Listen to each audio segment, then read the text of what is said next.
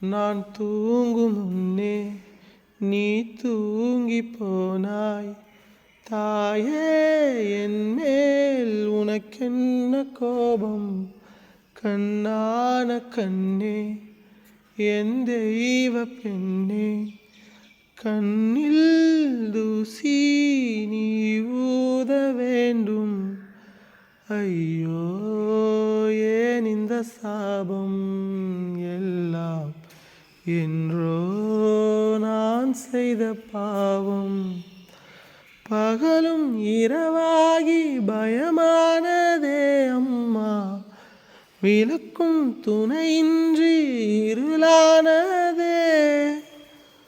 உயிரின் ஒரு பாதி பறிப்போனதே அம்மா, தனிமை நிலையானதே. அம்மா அம்மா, நீ எங்க அம்மா? உன்னை விட்டா எனக்காரு அம்மா?